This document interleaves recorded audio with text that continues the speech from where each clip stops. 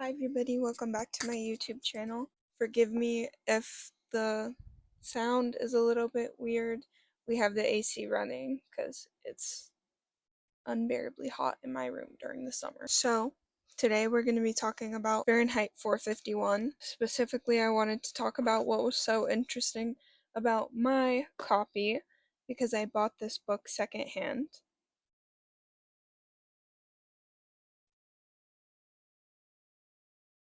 Just wanted to show you the annotations a little bit that the person that had this book before me made. So, the first thing that I wanted to mention was a quote from the book in which I think it was Captain Beatty. He said, "Who knows who will be the target of the well-read man?" And the reason that I thought this was interesting is because it goes hand in hand with the sort of understanding that we have that the government wants to keep people uneducated because they're less likely to realize their mistreatment and things like that. Then relating to that, in the book it said, if you don't want a house built, hide the nails and wood. If you don't want a man unhappy politically, don't give him two sides to a question to worry him.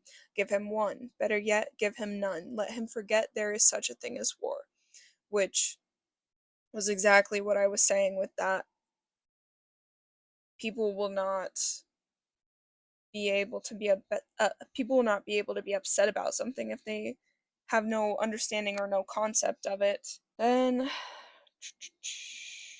another part which is not related to this but something that I thought was interesting, Faber said only if the third necessary thing could be given to us. Number one, as I said, quality of information. Number two, leisure to digest it. And number three, the right to carry out actions based on what we learn from the interaction of the first two. So, what I thought was interesting about this is that there might be a lack in the quality of information that we are given, and that happens through banning certain perspectives, only allowing certain things to be read, only allowing certain viewpoints to be spoken about in media. And then the next part, leisure to digest it. Most people are working so hard that they don't even have the time to sit and read, let alone most people don't have the leisure to digest information at all. Something that was said in a conference that I went to about sort of just building wealth. This lady had said that, people with money read a lot more books in a year, more often than not. And I think a big chunk of that has to do with having time. Money gives you more time. And then number three, the right to carry out actions based on what we learned from the interaction of the first two. That's kind of self explanatory. The next thing from the book that I thought was really interesting was this quote: don't ask for guarantees and don't look to be saved in any one thing, person, machine, or library. Do your own bit of saving, and if you drown, at least die knowing you were headed for shore. And I feel like that can be interpreted in any number of ways. I think inactiveness and passiveness is oftentimes one of the biggest flaws and one of the biggest letdowns in societal progress. Some things I noticed when I read the historical context in the back of the book: the person that was reading this stopped highlighting and underlining at the very end of the book, not in the historical context, which tells me that they probably didn't read the context because they've highlighted a lot of everything else. I think they're likely a younger kid or a high schooler just based on some of the slang what they've written in the margins. I don't know if they were reading this for a class or if it was a suggested reading, but I think that they misunderstood just a lot about the book, including certain perspectives. They misread, thinking that one character said something when it actually was another. They thought that it was a fact and not part of the fiction when it said 1790 dot dot dot first fireman Benjamin Franklin. They've also misunderstood the complexity behind why a character might choose violence, or just not understanding the depth or lack thereof in a character. And I can see that they understand a lot of it because they write about the foreshadowing, they understand plenty of the concepts. So it makes it seems to me that they probably enjoy reading but haven't developed enough, at least of the time of when they were making these annotations. They haven't developed enough of the skill of comprehension. And they wrote on the last page, I hated this book, which makes me think that they didn't understand a lot of it, especially the historical importance. But I thought that what was even more ironic about this is that it seems they're quite similar to the townspeople, and I feel more similar to the fireman or the professor, because the book specifically says that well read people or intelligence leads to snobbish things, and that it's better to just have patience and hope that they'll come around to understanding in the future. That's kind of the acceptance that I found towards the end of the book. Previous reader didn't understand it, but yet I hope that in the future maybe they revisit the topic or the story specifically, and they're able to love reading and understand commentary deeper than just breaking down of the English language. In the historical context, some things that I found interesting. Ray Bradbury wrote, I am madness maddened when it comes to books, writers, and the great granary silos where their wits are stored. And I liked that because I think that's something I have in common with a lot of other readers or intelligent people that I've met, is that there's a hunger for learning and a hunger to devour literature. And then the next thing was, for it is a mad world, and it will get madder if we allow the minorities, be they dwarf or giant, orangutan or dolphin, nuclear head or water conservationist, pro-computerologist or neo-Luddites, simpleton or sage, to interfere with aesthetics. The real world is the playing ground for each and every group to make or unmake laws, but the tip of the nose of my books, or stories or poems, is where their rights ends and my territorial imperatives begin, run, and rule.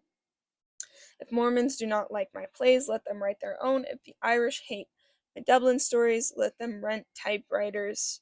And some, do not insult me with the beheadings, finger choppings, or the lung deflations you plan for my works.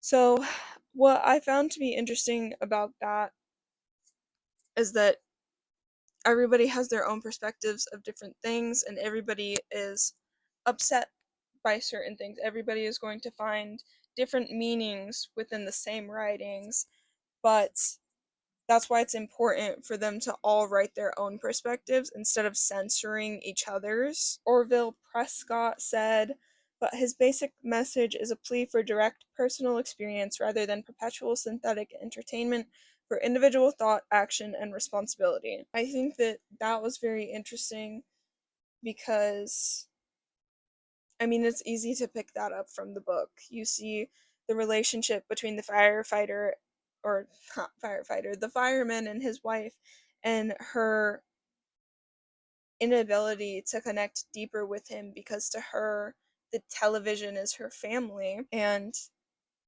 I think that that can happen a lot. I think that there are plenty of people that think that you don't have to work for a relationship with your siblings, with your friends, with whatever. And you do. Everybody has to keep learning, and yeah, individual thought, action, and responsibility. Sorry, I hope that made some sense. I kind of filled in the blanks in my own mind and didn't really know how to put it into words. This Fahrenheit 451 is compared to 1984 often. People describe 1984 as having more power, but I thought that Bradbury is just more capable of staying optimistic, even wanting to change certain aspects and play adaptations of his book simply because he disliked the sad ending for the characters. He seems to care on a more personal and emotional level, where 1984 serves more solidly as a warning. In this book, you see a lot of actual connections, deeper connections being made with friends and mentors, and maybe not a lot. There's just a couple of relationships that develop, but point still stands. And in 1984, the relationship between the sorry, I it's been a minute since I read it now, so I can't remember their names, but the man and the woman, at the end they're forced to betray each other basically, and they are never able to build a deeper relationship. And I think that that's interesting because it's just, I think that people wrote off Fahrenheit 451 as being pessimistic, but I found kind of the opposite. 1984 is like more scary, more commentary. It's trying to warn you. Fahrenheit 451 is too, but it's trying to encourage you through showing how important it is to be able to think. Another thing in the historical context that I thought was important is this quote from Harold Bloom. It says, "If you cannot read, then you will forfeit memory, and if you cannot remember, then you will not be able to think." I think that that is incredibly interesting because it goes so hand in hand with the banning of books and the censorship of certain literature, certain media, and actually it goes hand in hand with something in 1984 when I don't remember the direct quote, but it's basically he who controls the past controls the present, and who controls the present controls the future, or something like that. And so not being able to think and not being able to have memories leads into a lot of bad stuff with censorship. So it's always important to exercise your ability to read and support libraries. Get a library card if you can't afford to buy books. The people's comparison in this book using the word Orwellian to describe is so ironic because I believe George Orwell hated the use of that word. Then another quote from Arthur Knight: "The dangers that lie ahead are not from the book burners, but from those who may direct them," and somehow Fahrenheit 451 never gets around to this. So I think this is a little bit of a, a harsh criticism because I think that it is there a little bit, maybe not enough. It needs to comment probably a little more on the government, and I think that maybe that's why it leads into a little bit more optimist than 1984, just because 1984 does a very good job at like the commentary that it's trying to make. It leads you to the conclusions that it wants you to make before it gives them to you. So maybe Fahrenheit 450 maybe Fahrenheit 451 just needed a little bit more about, who's leading, but I also don't think that it purposefully avoids it. I think that it leads you to question really what is it that determines innocence, because some will have their hands clean, but most will be dirty. The leaders are more to fault, absolutely, but the role you play in helping or dismantling a totalitarian government matters. If it takes time to realize what you're doing wrong, that's only natural because you don't know what you don't know. But if you still played a role in hurting people, it's okay to focus on being upset at those wrongdoings. The only way to try to prove your self change is by continually showing up and doing the right thing, even when people continue to expect you to do the wrong thing. They may not be the main culprits, but forgiveness is not always attainable for every behavior and or every person.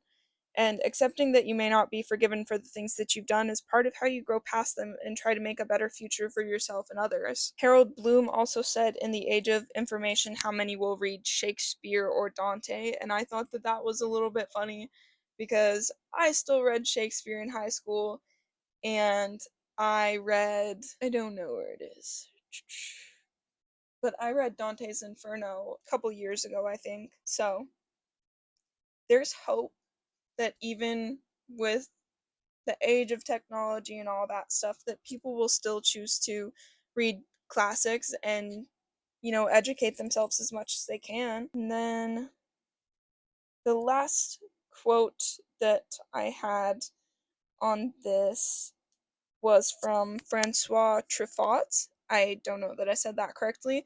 And he said, "But within its strangeness, it seems to me to be coherent." There was a lot of commentary about the early stages of Fahrenheit 451, because originally it was a short story about what if in the future firemen don't put out fires, they start them, and it gradually became what it was. There was a lot of people being like, it doesn't really make sense. But I agree with Francois. It's weird and not necessarily like our reality, but it could be. And I don't know. The book has so much to say if only you listen. And that was probably a little bit out of order, the way that I chose to talk about that. But I did really like this book. I think it's somewhere in between some of the other books. I still think 1984 is at the top. It's it just does a really good job at talking about what it's trying to talk about and leading people to think more critically. And I think that this is on just on the edge of that. It's not quite at the bottom. It's not like it doesn't do anything to talk about what it's trying to, but it could be a little bit more. I absolutely agree with that. I think that that's everything that I have for you guys today. Oh, I will put the where I got this book from in the caption, but I got it from thrift books because, like I said, I like to buy my books secondhand because they're a little bit cheaper. It's a little bit more sustainable, and also you can sell your books back to them if you don't read them anymore or you don't like them. So I really like thrift books. Anyways, thank you so much for watching, and I hope you enjoyed this video, and I will see you guys in the next video.